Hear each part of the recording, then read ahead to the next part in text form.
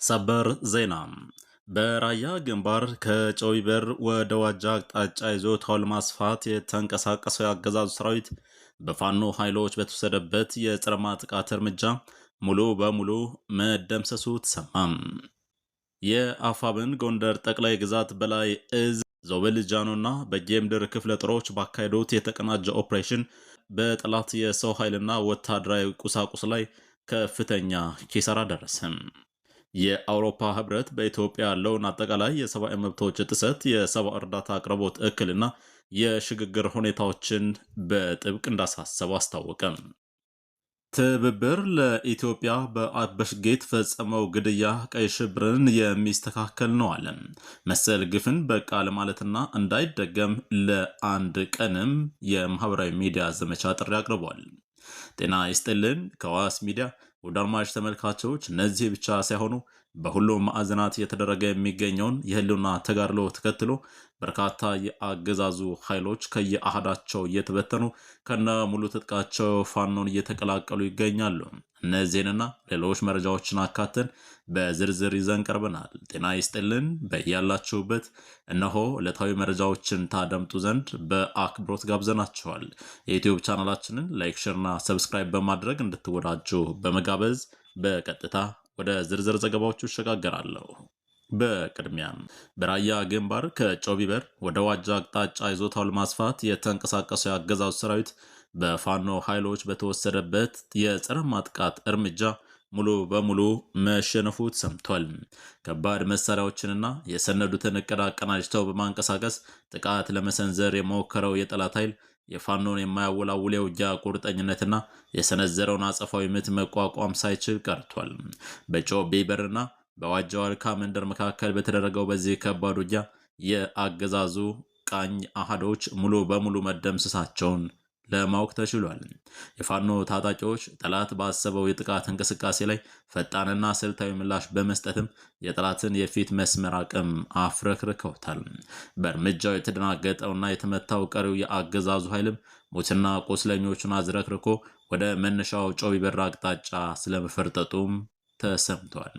የፋኖ ኃይሎች በአካባቢው ላይ ሙሉ ቁጥጥር በማድረግ የጠላትን ቀጣይ የጥቃት ሙከራዎች በአስተማማኝ ሁኔታ ለመከላከልና በመልሶ ማጥቃት በርካታ ይዞታዎችን ለማስፋት የሚያስችል ቁመና ላይ መሆናቸውንም የሚያሳብቅ አውደ ውጊያ ሆኗል። በግንባሩ የተገኘው ይህ ድል የፋኖን የውጊያ ዝግጁነትና የሰራዊቱን ሞራል ከፍ ያደረገ መሆኑም ነው ለማወቅ የተቻለው። ውድ አድማጭ ተመልካቾች፣ በሌላኛው የጎንደር ግንባር መረጃችን በጥምረት በተካሄደው አውደ ውጊያ ድል የተመዘገበበት ነው። የጎንደር ጠቅላይ ግዛት በላይ እዝ ዞብልጃኖና በጌምድር ክፍለ ጦሮች ባካሄዱት የተቀናጀ ኦፕሬሽን በጠላት የሰው ኃይልና ወታደራዊ ቁሳቁስ ላይ ከፍተኛ ቁሳዊ ኪሳራም ተስተናግዷል።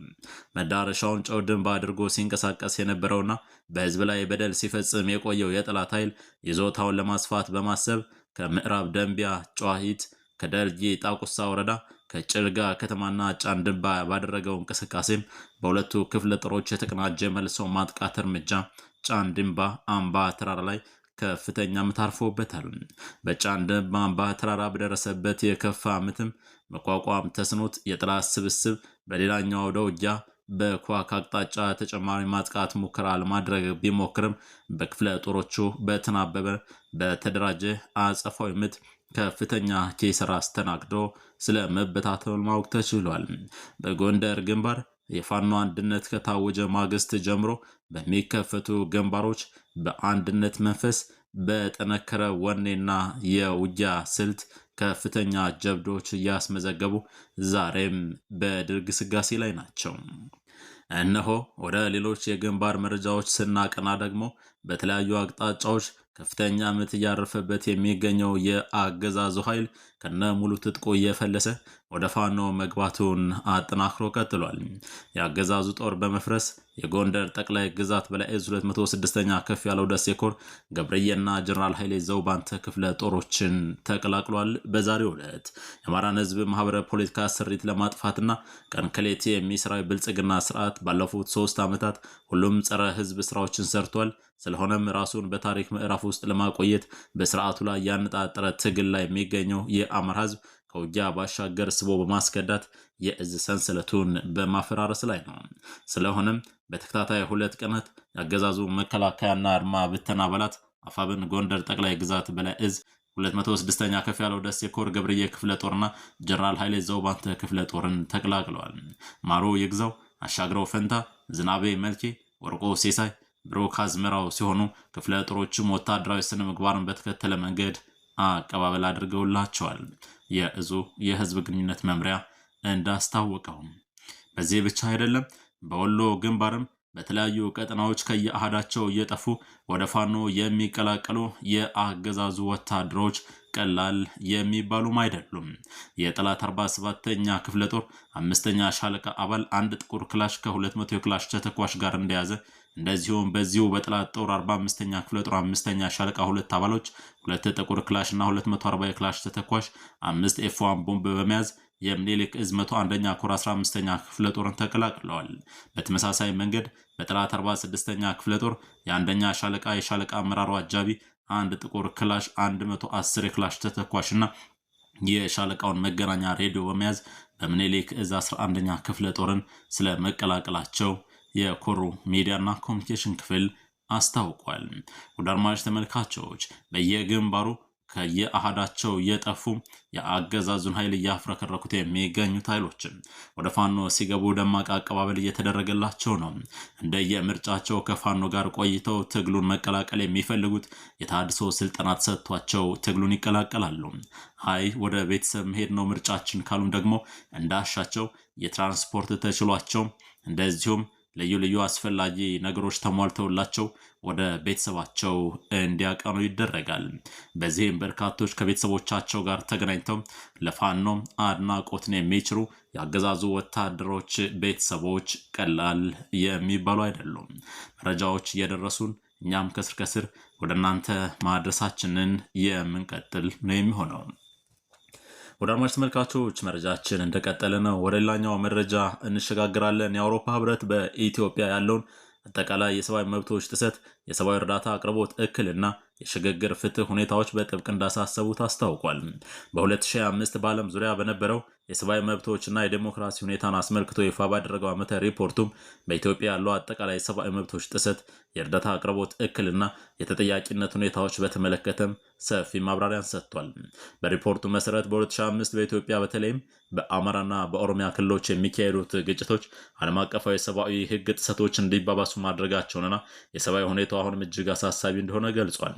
ከዚህ በተጨማሪም የተከሰቱት ግጭቶች የተቸገሩ ማህበረሰቦች ዘንድ ደርሶ አስፈላጊውን እርዳታ ለማቅረብ የሚደረገውን ጥረት አደናቅፎታል። በዚሁ ዓመት ውስጥ ከ90 በላይ የእርዳታ ሰራተኞች ታግተው የተወሰዱ ሲሆን አብዛኞቹ እገታዎች የተፈጸሙትም በአማራ ክልል እንደሆነና በእነዚህ መካከልም ቢያንስ አንድ እርዳታ ሰራተኛ ህይወት ማለፉ ተረጋግጧል ብሏል። በሌላ በኩል በመስከረም 2025 በተካሄደው 60ኛው የሰብአዊ መብቶች ምክር ቤት ስብሰባ ላይ የአውሮፓ ህብረት በ42 ሀገራት የተፈረመ የጋራ መግለጫ የቀረበ ሲሆን በመግለጫውም በኢትዮጵያ ባለው የሰብአዊ መብቶችና የሽግግር ፍትህ ሂደት ላይ ያለውን ጥልቅ ስጋት መግለጹን አስታውሷል።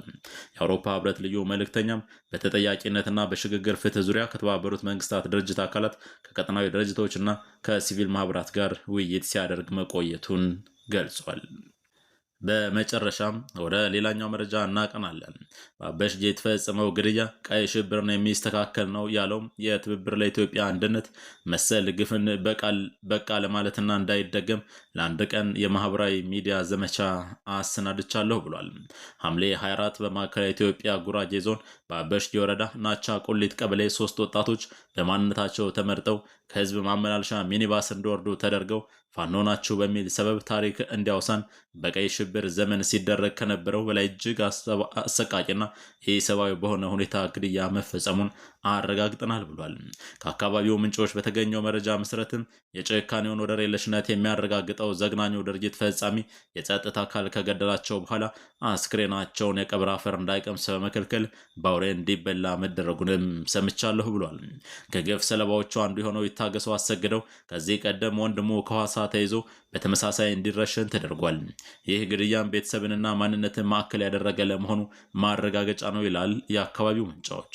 በተመሳሳይ ከወር በፊት ግዛቸው ግርማ የተባለው ሌላ ወጣት በዚያው በአበሽጌ ወረዳ ዳርጌ ቀበሌ በዘፈቀዳዊ መንገድ ተረሽኗል።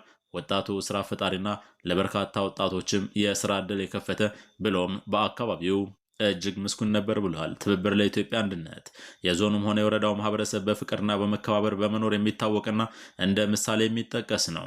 አንዳንድ የወረዳው አመራሮችና የጸጥታ አካላት እያመጡት ያለው መግለጫም ግን አደገኛና ከህግ ተጠያቂነት ለማምለጥ የሚደረግ ከመሆኑ በተጨማሪ ዜጎች ምክንያት እየተፈጠረላቸው በዘፈቀደ እንዲጨፈጨፉ የሚያበረታታ መሆኑንም በግልጽ የሚያሳይ ነው ብሎታል።